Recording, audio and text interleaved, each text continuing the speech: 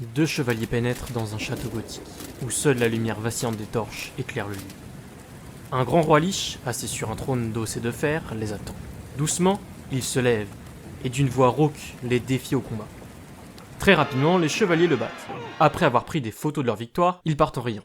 La créature, impuissante, se retire dans un salon miteux pour boire une bière.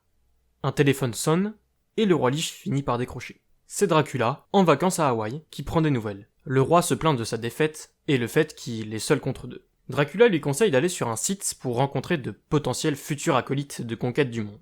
Le roi liche cherche sur son téléphone, site de rencontre, et clique sur le premier lien qu'il voit, le menant alors à s'inscrire sur Cupid Meet. Il voit des notifications et part joyeusement rencontrer ses prétendantes. La première meurt de peur, la deuxième est désintégrée par son haleine, et la troisième tombe dans une bouche d'égout en fuyant.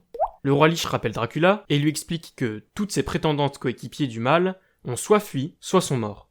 Dracula lui dit de chercher des conseils en ligne pour trouver un partenaire de valeur. Le roi liche s'exécute et tombe sur une vidéo d'Incel lui disant que pour être un vrai mâle alpha, il faut qu'il trouve quelqu'un coûte que coûte.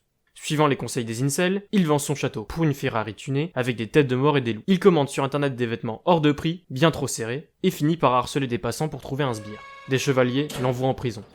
Libéré, il remet son armure et va dans une supérette pour s'acheter une bière. La caissière, ayant un comportement cavalier, il lui propose d'être sa partenaire. Pris dans une relation rapide où il n'a pas le contrôle, sa compagne va lui montrer le MMA, ils vont faire du lancer de hache en compétition et ils vont finir par se marier. Il arrive au mariage, habillé d'une grosse armure, ne comprenant pas ce qui lui arrive. On lui demande de la retirer et d'abaisser ses armes. Elle lui déclare qu'elle l'aimera jusqu'à la mort. C'est à ce moment-là qu'il se rend compte qu'il voulait juste dominer le monde.